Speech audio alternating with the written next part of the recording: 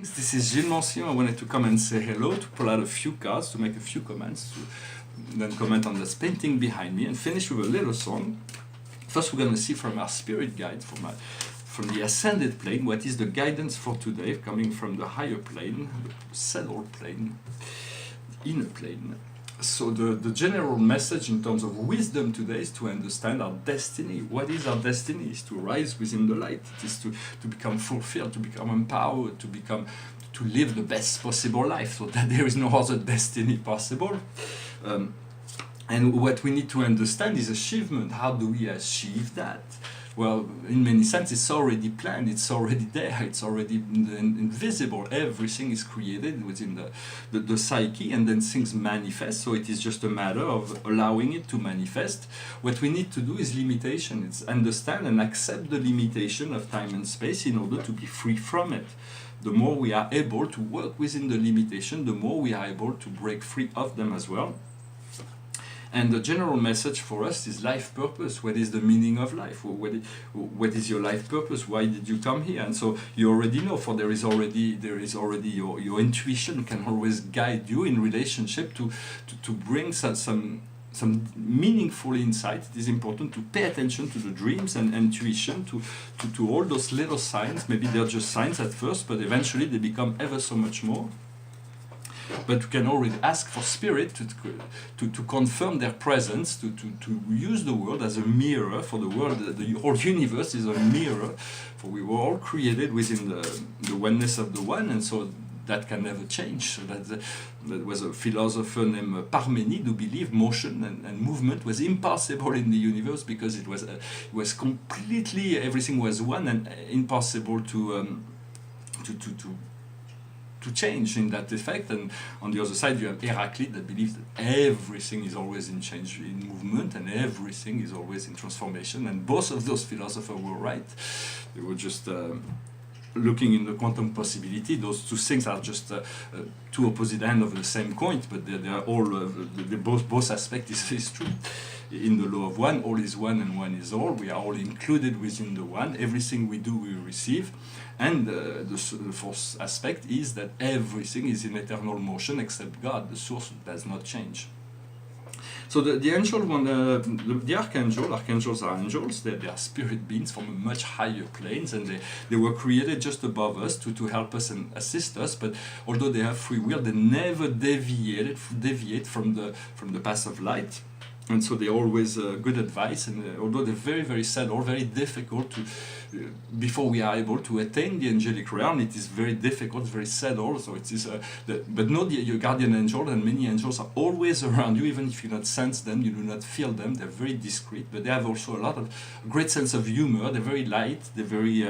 I maintain a very, very deep connection with my own guardian angel. I love her. I'm trying to work more and more to integrate, to connect, to communicate with her each and every day. So it is the 7 of Raphael. It says it is time to take a decision. Identify clearly what you want, then act. Need for purification. For there is still this purification aspect, so it is it will continue, but there is a great assistance from the universe. So in many sense. So there is it is right before this new moon, and so this time everything, the energies are pretty relaxed, pretty down relaxed. We have to learn to relax, to eliminate stress before the new moon. There is no, it's not like the full moon when the energies are like all over the place. It is the before the new moon, so everything, enjoy the time, enjoy the relaxation as much as possible. For those messages are dedicated to those who are seeking wisdom, seeking light, seeking lucidity. For those who are not, they may not be. This message may not have any interest, but I hope it does to those who are seeker on the way. So that I'm trying to share some thoughts and ideas in relationship to my own past and perception. In a sense, we need to become more perspicacious, and we need to learn to discriminate more. It is something we learn each and every day. The idea is to be seated in a highest truth. Whatever is a highest value, highest knowledge, highest truth, highest wisdom is where we want to be seated, so we can gain comfort and security from the love that this truth is connected to. It is something that we need to deactivate all those polarization drama, so that we can enjoy and return to center. and to understand that eventually the light will consume every being, will consume every planet, every universe, galaxies, universe, everything will be consumed within the light, and all the ones will become ones with the one, that is all. And so, but that will take a very, very long time. But for we all come from the one in many sense. So also wanted to say to one to not watch too much television news. What they call news information is actually, for the most part, disinformation, because it does not empower you. It brings fear and the necessity for violence. It's on the George Orwell model. And so they're trying to create negative images so we can love the war aspect of fighting against all those many illusions that they have created.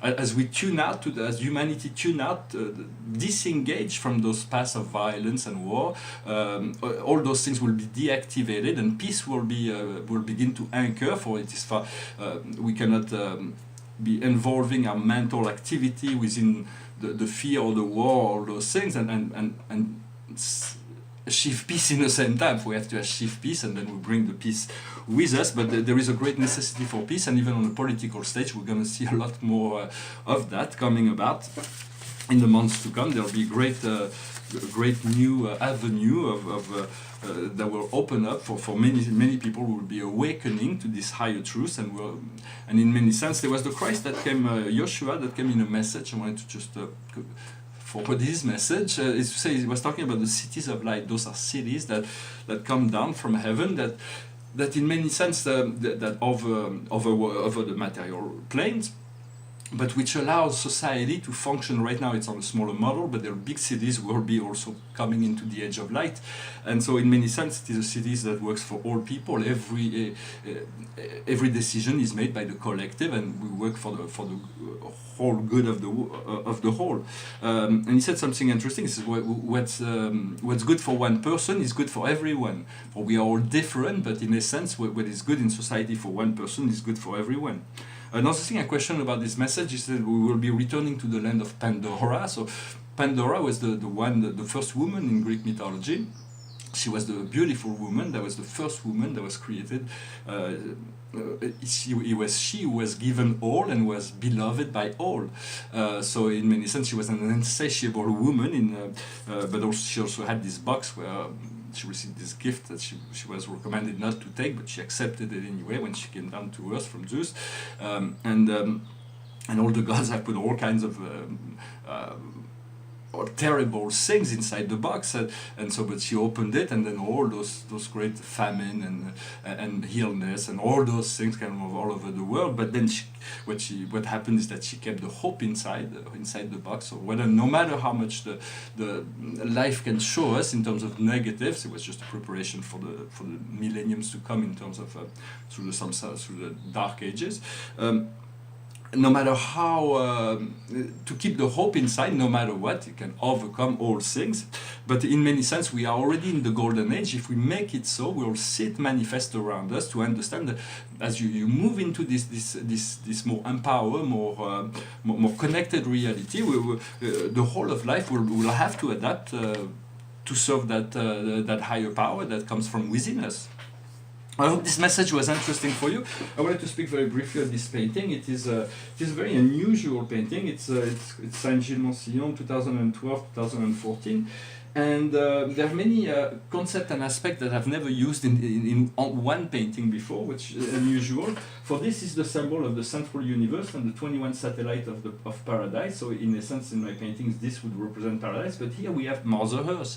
So in essence, Mother Earth is the center of the universe. She's like the focal point. And every time anyone look at this painting, there is a subconscious, unconscious, or conscious aspect that puts the Earth back on paradise. So it is kind of a powerful, and then it's connected to the 0 point, the origin point, which leads to this transform the material Earth to the silver star, to this bright silver star. There's the home sign, the infinite here, and then it moves into a higher ascended plane, and up there we have the symbol of the Ashtar Command, those the galactic police, those who are supervising the process as the planets and systems follow the law of evolution, the law of God, the law of one. And then around that we have the 12 constellation, and I started placing some of my planets here.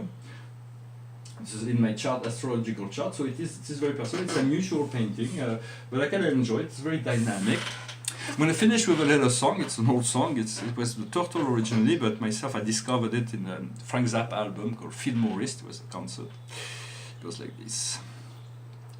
Imagine me and you, I do. I think about you day and night. It's only right to think about the girl you love and hold her tight. So happy together.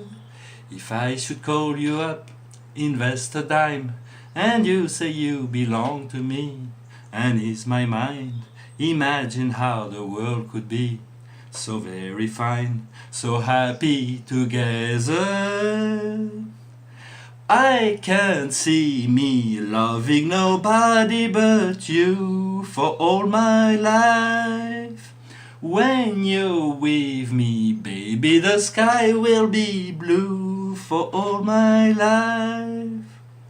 Me and you and me, no matter how they toss the dice, it had to be. The only one for me is you, and you for me. So happy together. I can't see me loving nobody but you for all my life. When you're with me, baby, the sky will be blue for all my life. Me and you and me, no matter how they toss the dice, it had to be. The only one for me is you, and you for me. So happy together. So how is the weather? So happy together. We're happy together. Thank you very much. I wish you a wonderful day, and I'll talk to you later. Namaste.